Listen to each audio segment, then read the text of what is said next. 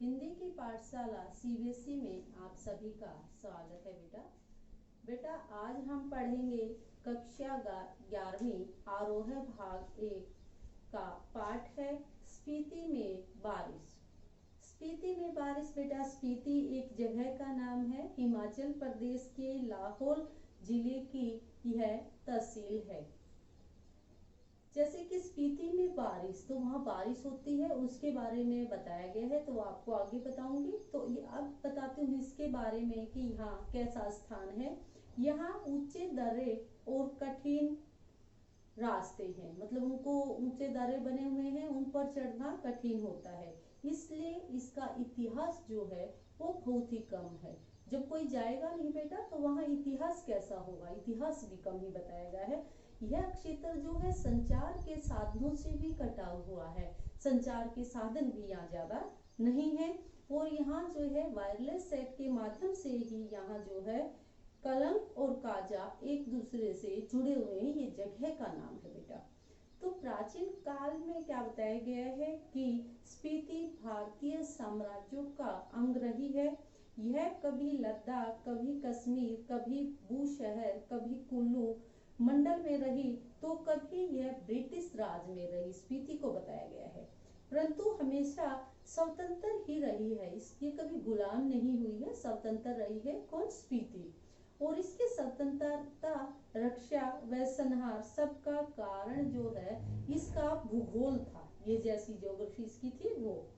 यहाँ जब भी किसी राजा का संदेशवाहक आता था तो उसके आते आते वसंत बीत जाता था, मतलब इतना समय लगता था, वसंत वहां पर बीत जाता था।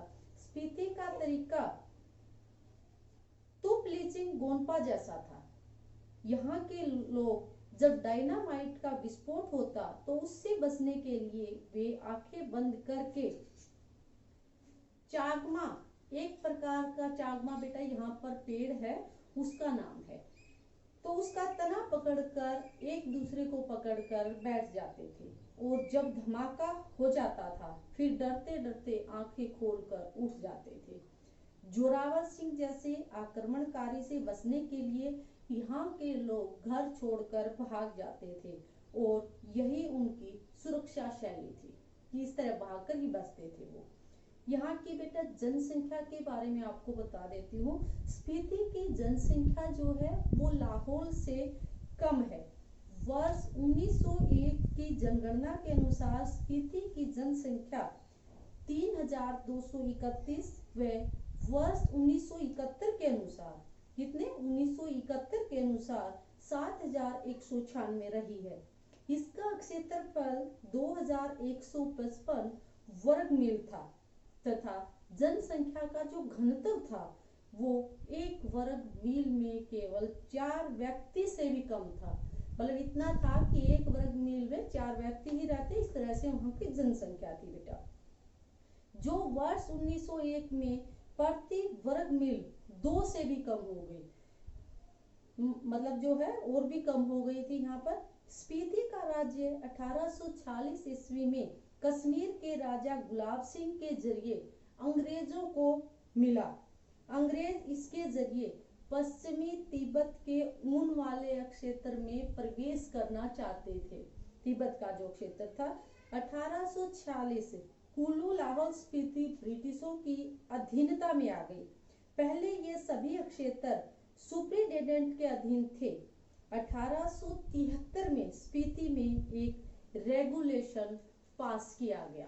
रेगुलेशन तो समझते हो बेटा, जिसके तहत लाहौल और स्पीति को विशेष स्थान दिया जाता था गया। उन दिनों इनका शासन एक स्थानीय शासक चलाता। स्थानीय शासक को नोनो के नाम से जाना जाता था बेटा, वह यहाँ का शासन चलाता था, जो वहां का शासक होता था। ब्रिटिश शासन में भी कुल्लू के असिस्टेंट कमिश्नर व समर्थन ने में से यह जो है स्थानीय शासक जो नोनो था यह सारे कार्य करता था। अंग्रेजों के राज्य में नोनो की स्थिति जो है द्वितीय श्रेणी के मजिस्ट्रेट के बराबर थी। नोनो की स्थिति कैसी थी बेटा? द्वितीय श्रेणी का जो मजिस्ट्रेट होता है उसके बराबर नोनो को स्थान दिया गया था, जिसका काम मालगुजारी इकट्ठा करना, छोटे छोटे फौजदारी मुकदमों का फैसला करना होता था। जो मुकदमे होते थे बेटा उनका फैसला वहां पर जो स्थानीय शासक जो था वही कर देता था। सन 1960 में स्पीति को पंजाब का तथा वर्ष 1966 में हिमाचल प्रदेश का अंग बना दिया गया। देखिए बेटा 1960 में स्पीति को किसका, पंजाब का 1960 में, और वर्ष 1966 में हिमाचल प्रदेश का अंग बना दिया गया। यह देश का सबसे दुर्गम क्षेत्र था। अब वहाँ की जो है भौगोलिक स्थिति और उनके जो जीवन की कठिनाइयां थी उनके बारे में आपको बताती हूँ बेटा। स्पीति जो है 3142 और 32.59 अक्षांश उत्तर और 77.26 और 78.42 पूर्व देशांतर के बीच स्थित है। ये जहाँ स्थित है, ज्योग्राफी बताइए बेटा उसकी।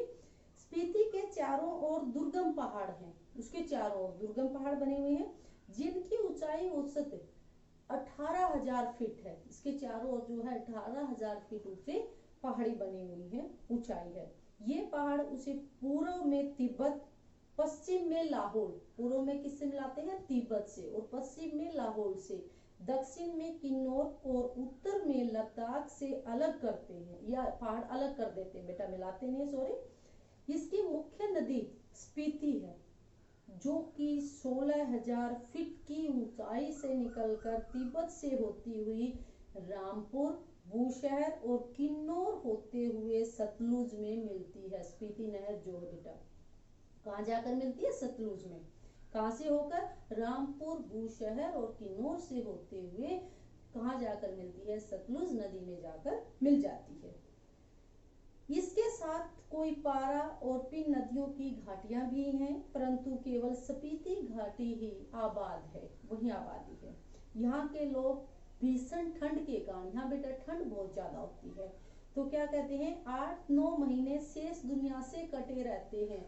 8-9 महीने, 3 महीने ऐसे होते हैं कि वो बाहर निकलते हैं, नहीं तो कटे रहते हैं दुनिया से। यहाँ घर गर्म करने के लिए लकड़ी भी नहीं है, फसल भी एक बार होती है, इसलिए समझ में नहीं आता कि लोग यहाँ क्यों रहते हैं। धर्म या जन्मभूमि के मोह के कारण, मजबूरी के कारण या बिना कारण इनके पीछे तरफ ढूंढना व्यर्थ है। स्पीति के पहाड़ लाहौल से ऊंचे, नंगे और भव्य हैं। यहाँ हिम का आर्तनाद है, ठिठुरन है, गलन है, व्यथा है, और यहाँ स्केटिंग, सौंदर्य प्रतियोगिताएं, आइसक्रीम या छोले भटूरे जैसी बाजारू चहल पहल नहीं है। यहाँ कोई भी बाजार नहीं है बेटा, इतनी ठंड है। और यहाँ कुल्लू, मनाली, शिमला, नैनीताल, श्रीनगर सब हिमालय नहीं है, यह तो हिमालय की तलहटी है। लाहौल स्पीति की घाटियां रोहतांग जोत के पार है। रोहतांग जैसे आपने सुना होगा, रोहतांग ऊंचाई भी, ये तो उससे भी पार है बेटा। श्री कनिंघम के अनुसार लाहौल की ऊंचाई 10,535 फीट है तथा स्पीति की ऊंचाई 12,986 फीट है बेटा। अब जो है यहाँ पर जो है इसके आसपास बारालाचा एवं माने पर्वत श्रेणियां हैं, उनके बारे में बता देती हूँ बेटा। स्पीति घाटी को उत्तर दिशा से जो पर्वत श्रेणियां घेरे हुए हैं, कहाँ से, उत्तर दिशा से, उनकी ऊंचाई जो है 16,221 से 16,500 फीट है, जो दो चोटियां 21,000 फीट से भी ऊंची हैं। इन्हें बारालाचा श्रेणियां कहा जाता है और दक्षिण की पर्वत श्रेणियों को माने श्रेणियां कहा जाता है। देखो बेटा, माने श्रेणियां के साथ दक्षिण की जो पर्वत श्रेणियां हैं उनको माने श्रेणियां कहते हैं।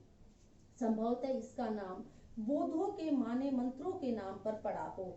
इस प्रदेश में इस मंत्र का जाप बहुत अधिक होता है, माने मंत्र होता है बेटा, उसका जाप होता है। यह मंत्र है ओम मणि पद्मे हु, ओम मणि पद्मे हु, ये मंत्र है बेटा, माने मंत्र, तो वहां के लोग इसका जाप करते हैं। इन पहाड़ियों में जो है माने मंत्र का इतना अधिक जाप होता है कि इसका नाम जो है माने श्रेणी पड़ गया।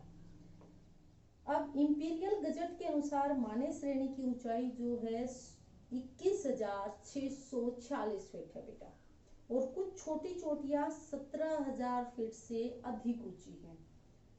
इसके कई गांव 13 से 14,000 फीट की ऊंचाई पर बसे हैं। यह मध्य हिमालय है, बीच का हिमालय है, इसी में स्पीति स्थित है। इसके पार ब्रह्म हिमालय है, इसकी एक चोटी 13,064 फीट ऊंची है तथा कई चोटियां 20,000 फीट से भी अधिक ऊंची हैं। लेकिन युवकों को जो है इस घाटी पर बुलाया जाता है, आमंत्रित किया जाता है। यद्यपि चोटियों की ऊंचाइयों से होड़ लगाना ठीक नहीं है, फिर भी नव युवकों और नव युवतियों के लिए यहाँ आना एक अच्छा शौक माना जाता है। यह घाटी बूढ़े लामाओं के जाप के कारण उदास दिखती है। यदि यहाँ युवक युवतियां आकर किलोल करें तो यहाँ जो है खुशी का माहौल बन सकता है। और युवक युवतियों को बेटा यहाँ आमंत्रित किया जाता है, बुलाया जाता है ताकि वो यहाँ आए, किलोल करें, ताकि यहाँ का माहौल खुशे बन जाए। अब स्पीति में क्या होता है, बसंत एवं शीत ऋतु का होना किस प्रकार है और यहाँ वर्षा की कमी भी रहती है। तो स्पीति में लाहौल की तरह जो है 2 ऋतुएं होती हैं, एक वसंत और एक शीत। वसंत ऋतु कब होती है, जून से सितंबर तक। वसंत ऋतु जून से सितंबर तक अल्पकालिक होती है, शेष वर्ष शीत ऋतु ही यहाँ पर रहती है। वसंत जुलाई में यहाँ तापमान 15 डिग्री सेंटीग्रेड होता है और शीत जनवरी में तापमान यहाँ 8 डिग्री सेंटीग्रेड हो जाता है। वसंत में दिन गर्म होते हैं और रातें यहाँ पर ठंडी होती हैं। अब स्पीति में वसंत लाहौल से भी कम दिनों का होता है। यहाँ वसंत में भी फूल नहीं खिलते, हरियाली नहीं होती क्योंकि ठंड होती है, इसलिए बेटा। वसंत के अतिरिक्त साल भर शीत ऋतु रहती है। शीत में तो यहाँ के नदी नाले भी जम जाते हैं, हवाएं तेज चलती हैं जो खुले अंगों में एक कांटे की तरह चुभती हैं, ऐसी हवाएं यहाँ पर चलती हैं। स्पीति में मॉनसून नहीं पहुंचता, इसलिए यहाँ वर्षा की बहार नहीं होती। कालिदास जी ने ऋतु संहार में वर्षा ऋतु के जिस हट का वर्णन किया है वह यहाँ नहीं है। कालिदास ने वर्षा ऋतु का अत्यंत श्रृंगारिक और मादक वर्णन किया। मतलब बेटा कालिदास ने जो वर्णन किया वर्षा ऋतु का, उसके बारे में बताया गया कि वो वर्णन यहाँ नहीं कर सकते, यहाँ ऐसा माहौल नहीं होता है। परंतु स्पीति के निवासी इसके लालित्य को नहीं समझ सकते। वे नहीं जानते कि वर्षा ऋतु में नदियां भरकर तीव्र तेज गति से बहती हैं। वे नहीं जानते कि बरसात में जो है किस प्रकार जो है बादल बरसते हैं, हाथी चिंगारते हैं, वियोगिनी स्त्रियां रोती कलपती हैं। कारण है कि यहाँ कभी कभी ही बारिश होती है। परिणाम स्वरूप यहाँ पर धरती सूखी और ठंडी रहती है, सूखी पड़ी रहती है, बर्फ जम जाती है, इस तरह से रहती है। और स्पीति में फसल के बारे में बताती हूँ बेटा। स्पीति में जो है एक ही फसल पैदा होती है पूरे साल में, तो उसमें जो है क्या क्या होता है, जो है गेहूं है, मटर व सरसों प्रमुख है। इनमें से जो मुख्य है, सिंचाई के साधन पहाड़ों से बहने वाले झरने हैं। स्पीति नदी का पानी काम में नहीं आता। स्पीति की भूमि पर खेती की जाती है। जब वहां पानी पहुंचाया जाए, यहाँ फल पेड़ आदि नहीं होते हैं, कुछ भी नहीं होता क्योंकि बर्फ जमी रहती है। यहाँ पर भूगोल के कारण ही स्पीति वीरान है। वर्षा का होना यहाँ एक घटना के समान माना जाता है।